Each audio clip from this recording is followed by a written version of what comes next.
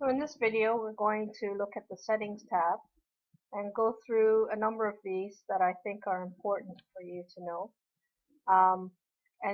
The ones that I don't cover, you can always go into the help screen and read for each one of the things. But generally what I'm going to be explaining are some things that we primarily do for each of our clients and just to get them set up, and then it's up to the client then to proceed with customizing it to their liking. So the first thing is we'll go to the general setting and we'll just click through, and right at the top here you see the site title and tagline. Now when you look at the web or the blog itself, you notice it doesn't have any header here, and there's no title, no tagline. So as soon as we put it in, I'll just say this is the title of the blog, and I don't know, just maybe I'll just type my tagline with ramblings and news or something like that. If I go down and just save these changes, then quickly, if I refresh the blog page, you can see it's added now under here. This is the title, ramblings and news. So that is how you can change your title and your tagline. So the other thing you want to do here is you could create a membership that anyone can register. By default, they are automatically assigned the role of a subscriber, which means that they'll be limited to the information that they'll be able to access on the left-hand side. If you want them to be editing for you, you have a choice of either editor, author, or contributor.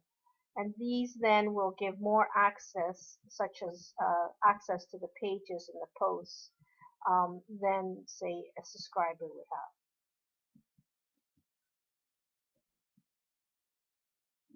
The other thing that you want to look at is your time zone. By default, I think it goes down to one of these strange numbers, and if you're unfamiliar with them, then what I do is I just go up and look for Toronto and put Toronto in. So I already have it there, I found it, and I just double check to see is this the right time, and yes it is, because if I go to look at my time on my clock here, it says 6:01, so we're pretty close to what it's supposed to be here. And then I can choose how I want to display my date. So I like to see the month spelled out, and the time format, you can use 6 o'clock, or you can use the military time, 1800. And then you can also assign what day your week starts on. So I chose Monday, and then I just can save changes. So those are the general settings. The next setting that you would be interested in is probably reading. Let's see. In reading, you can choose which page will be displayed first. So for example, if you're using WordPress as your application for your website, your main website, you could assign your front page to be your home page, and you can just click on here and then select the page that's there. Now in this case I don't have any other pages, so it's just showing me the sample page that was set up in the default installation. But this you can change after you've made all your pages, and then you can assign whether they go straight to the home page or whatever page that you assign, or will it show your latest posts. The other thing here, the blog page, is saying here you can go up or down and choose how many posts that you want to have displayed. And the same thing with the syndication feeds. Show the most 10 recent items. And then you have a choice whether you want to show full text or do you want to just show a summary of the text with a read more or learn more button. And it all depends on how you've set up your pages um, from a design point of view. And you can experiment with that. Whatever changes you make here, just remember to click Save Changes so that you whatever things that you've edited does take place. The next one that I think is important, and you can go read through these others, but the next one that I think is really important is what we call permalinks.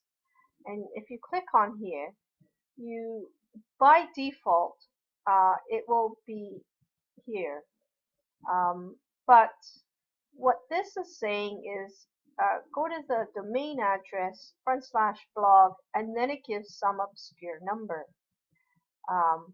Now, from a search engine point of view and a user friendliness point of view, I think it's nicer and better to have post name instead. So you have your full web address /blog, and then you would have the post title name here. Now, as long as you keep your post titles very short and have a hyphen in between and make them very user friendly, and obviously keyword rich for the search engines, then I would say this is a better permalink to have. And then once you've made that change, make sure that you click on Save Changes. So I think that's it for the settings right now. When you add new plugins, sometimes you will get additional setting navigation or sub-navigation in here. I'll show you what that looks like when I add a plugin, and you can see that the navigation here has changed just slightly. So for now, that's it, and we'll see you in the next video. Thank you.